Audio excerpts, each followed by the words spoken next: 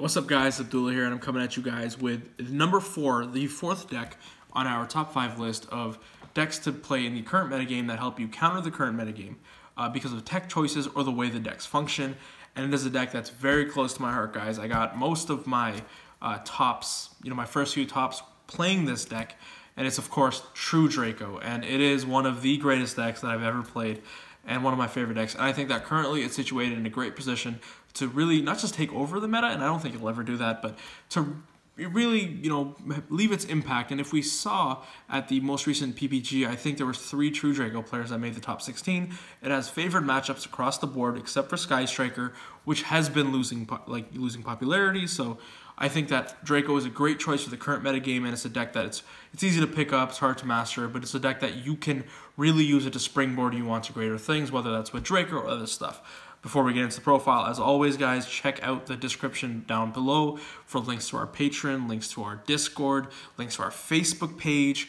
And, thank you, everybody, for subscribing. Thanks to everybody who joined in the 2,000 subscriber giveaway. We're going to have one at 3K as well, so make sure you hit that like button and the thumbs up. Anyways, guys, we're going to get right into the profile now.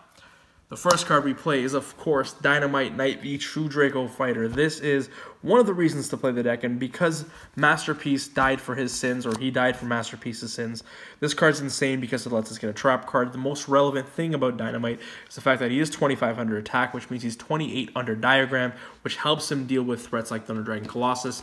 With Diagram and a Floodgate setup, and I'll show you, and I'll explain that more when we get into the trap section. But Dynamite is insane just because of his ability to activate a trap card under Colossus, which is the hardest matchup for this deck, is going second, dealing with Thunder Dragons. Just Colossus' ability to lock out Search, but Dynamite doesn't lose the Search like negation or prevention of Colossus. Then we would play more if we had more, but we just got one of this boy for now. The next one we play is Ignis. Ignis is insane. This is the heart and soul of our deck currently. This is the main engine piece. This is the guy that makes everything go. Shout out to him. He kind of looks like All Might. Ignis is really good because just being 2700 attack again threatens Colossus through Diagram. If you have a Floodgate set up, it's really hard for them to play. And Ignis gets us to our consistency pieces like our Heritage and our our Disciples. Without this guy, the deck really wouldn't function. Remember, this dude is limited to 1. He helps us offset the loss of our Lord and Savior Masterpiece, but Ignis is fantastic in his own right. Just being able to put a lot of pressure on the board and to quickly swarm the board with searching spells and granting more summons, it really lets you sneak up on people who don't think that True Draco is a deck that can put 8K on board, which it really can. Being able to go Ignis, Dynamite, Ignis is super easy, and you do 8,300 through that. So 8,300, 8,300. So sure. This is the best boy. This is the best boy. I love Ignis, man. He gets you your spell cards, and your spell cards are really how you generate advantage. And the greatest thing about Ignis is he can work under Colossus. So this is the thing.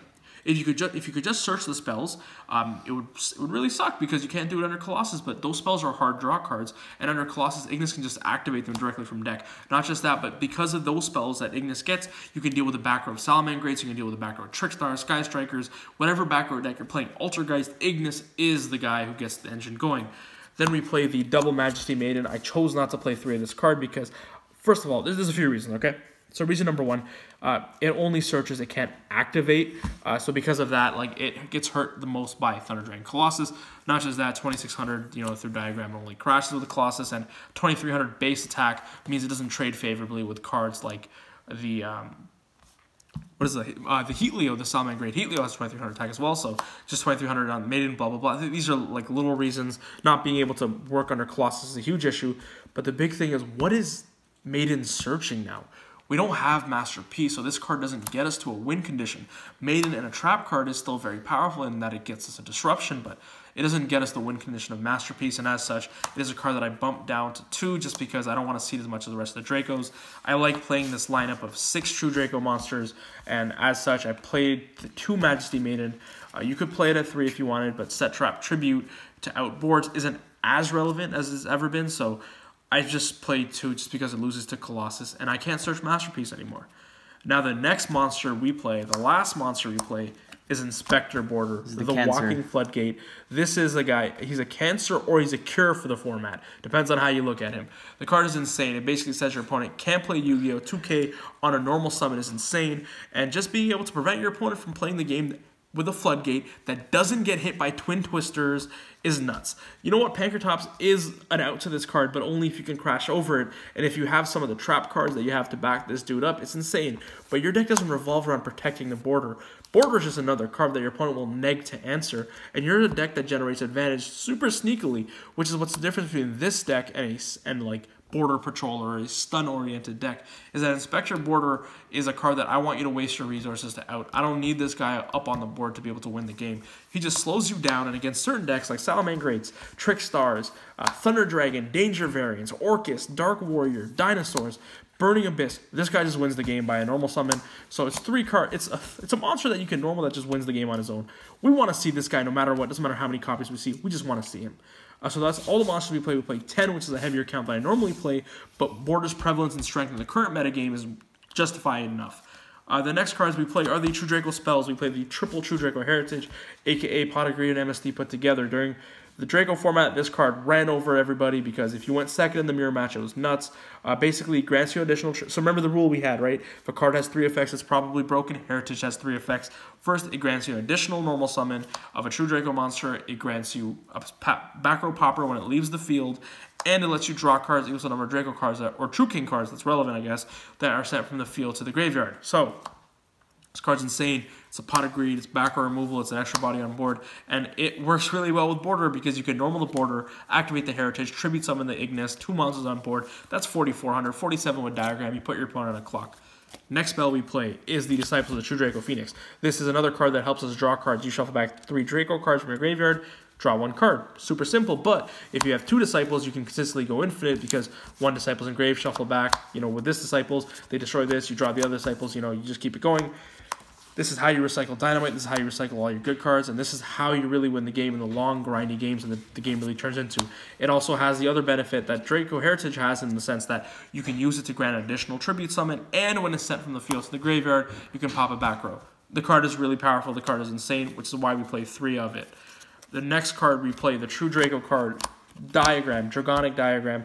This card is insane, but it has lost a lot of its luster in the face of Thunder Dragon Colossus and those decks that abuse Colossus. So we only play the 3 Diagram because we're not playing Terraforming, because Terraforming is a dead card against Thunder Dragons, and actually the worst hands that you get in this deck in the past were when you drew multiple diagrams, or like Diagram and Terraforming, or double Diagram Terraforming. So I didn't want to have that happen because you just can't afford the consistency hit. You don't have Masterpiece to carry you, and that's one of the biggest reasons why I'm only playing 3 Diagram and not the 2 Terraformings as well, is because I can't search Masterpiece anymore, which means this card doesn't get as good as it is. So you really only need the 3, and Terraforming just hard losing to a card like Thunder Dragon Colossus is not something I want to deal with. There's very few cards in our main deck that are hard lose to Colossus, because that is one of the hardest matchups for us. I don't mean to reiterate it too much, but it's something that you have to address. Diagram is insane. The card is super powerful. Again, we're not searching Masterpiece, so we don't have a win condition off the Diagram, but it does generate a lot of advantage. We want to see this card in our opening hand, but we don't want to necessarily search it. Now we go into the draw power of the deck. Hard draw, Card of Demise. Card says draw 3 cards. Why would we play this? Now let me tell you something about Card of Demise, guys. If you're going first and it's your first turn of the game, you do not activate Card of Demise unless you're playing against a deck that will automatically kill you or will set up a negate for your demise, because the way your deck wins is by out-resourcing your opponent and just running over with big monsters, right?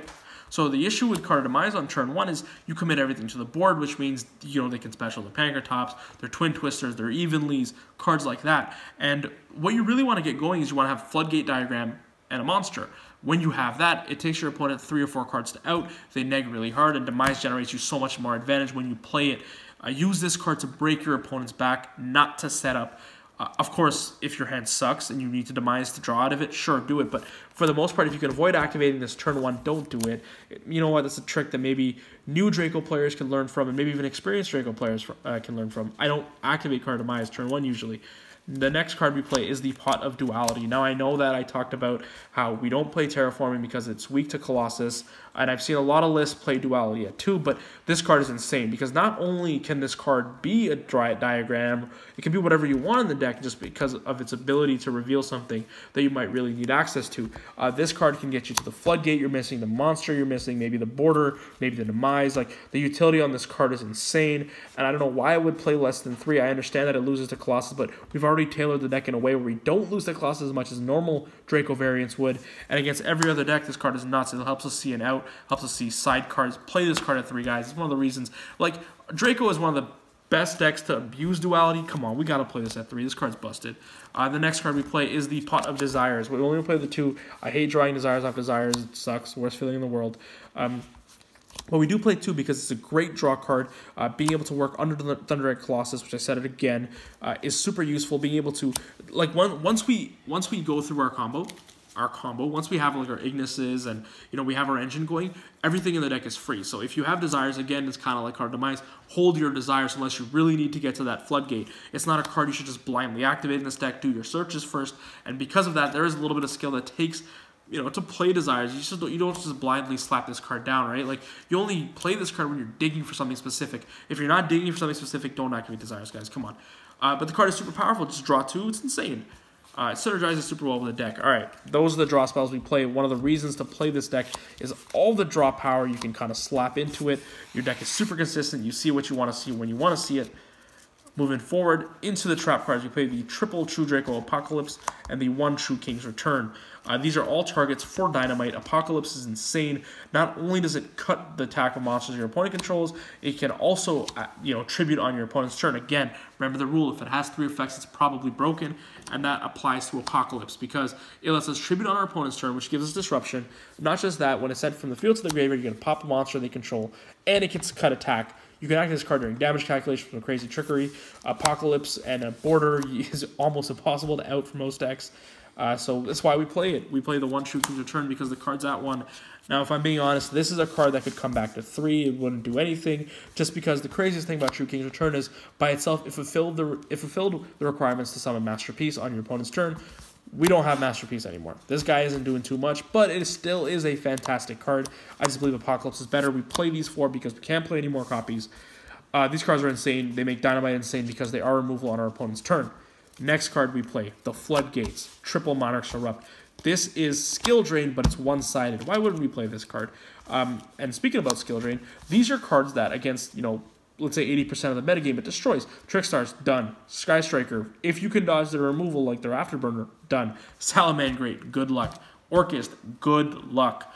This card is so powerful, and this is one of the reasons why I think this is a deck that you guys can take to a regional and see significant success with. Because of this card, we can also deal with Thunder Dragons, because we can have our Erupts, we can have our Skill Drain, turn off their protection, and then just run them over and go to town. That's 4 Floodgates, 4 Skill Drains, basically. The next Floodgate we play is the Imperial Order. Striker is one of the harder matchups for this deck, and Order is just a broken one of, just helps us win the game against so many decks in the current format, and it's just busted. Why wouldn't you play Inspector Board? Imperial Order. Imperial Order and Inspector Board, that's a 2-card combo that locks out almost every single deck in the game. Also, it's just a win condition against Striker, so we're going to play it. It's one of the harder matchups. Now, this is the 3 Floodgate spot that you can play Rivalry, you can play Gozen, you can play whatever you want. I chose personally to play There Can Be Only One. My local metagame and my regional metagame is, very heavy on Salamangreat, so I would definitely play There Can Be Only One. It's a card that they can't consistently play through without Foxy, and if you have There Can Be Only One with other Floodgates set up, the Foxy just becomes irrelevant. You have There Can Be Only One with Inspector Border, you almost win the game. The card is super powerful, and it acts as a pseudo board wipe because we play Solemn Strike. And so your Floodgates, you go, There Can Be Only One, and then they'll try to negate it, and you'll strike it, and then boom, board's wiped. The card is nuts, guys. Like, I would play this if I was a Salamangreat heavy metagame. If it's a metagame with Striker and the like, I would play Gozen or Rivalry. Personally, for this deck, Rivalry would work better just because you have more worms. But yeah, this is your Floodgate. This is how you win a lot of your games, is with your Floodgates. And so just the note about the Floodgates, guys. The way you really want to use your Floodgates, and the way I've explained it to people in the past, is that use your Floodgates to force your opponent through a very narrow line of play. You know exactly what they're doing because of what your Floodgates force them to do. And then when they go down that alleyway, you just beat them up with your Draco monsters. That's what you want to use your Floodgates for. Force them into a corner and beat them down. So yeah, this is the reason why people say the deck is Helmet, is because we play Floodgates. And I think calling a deck Helmet is one of the most ignorant things you can do, but that may be a different video. The last trap cards we play, again, you guys saw a little sneak peek, is the Solemn Brigade. The Warning, the Judgment, and the Double Strike. I couldn't find room for the 3rd strike, but if you guys can play it, this card is insane. Salamangreat interrupt their, Sunlight Wolf interrupt their, even their Baelings is nuts, like striking the Baelings, striking, like, The Sky Striker Link monsters are super powerful. Also, it just stops cards like, Pankratops, which is super annoying. The card is one of the best cards in the game, and I've just been falling more and more in love with it the more I've been playing this card. The next Solemn we play is the Warning and the Judgment. They occupy similar roles in that they stop cards like Danko Seka from really screwing you over. But again, it's against a lot of decks in the current format. If you stop or you interrupt their normal summon, they're dead. They're just dead in water. So that's why we chose to play these cards. This is also an out to evenly matched if they're playing it on the main deck for whatever reason. But these are 1-for-1 cards that are just nuts. You can't, and the crazy thing about this is, your Floodgates are prone to, Twin Twisters that your opponent draws later. If you Resolve Strike, if you draw Twin later after I've already Resolved Strike, who cares? Which is why these Solemn cards are really great. They're 1-for-1 removes with the best 1-for-1s in the game, and that's why you play them. It's something that you guys noticed. There's no impermanence in this deck. I don't think it's a card you necessarily need to play in this deck, just because you have no problem with breaking established boards because of your Floodgates and your Draco monsters, so who cares about stopping them from getting to that in the first place? There's no FTKs running around for the most part, so you don't need that instant hand trap access. This is a deck that I would definitely consider taking to a regional, taking to nationals even, and trying to get your invite with it, or try to win Nats with it. Who cares? Fuck it. The deck is so powerful, and I think that it has a lot of favored matchups against Salamangreats, against Ultrageist. Nobody plays that deck anymore. Trickstars, Thunder Dragons, Dangers, Dinos, Burning Abyss, Cherubini's coming out. It's a real deck to worry about, guys.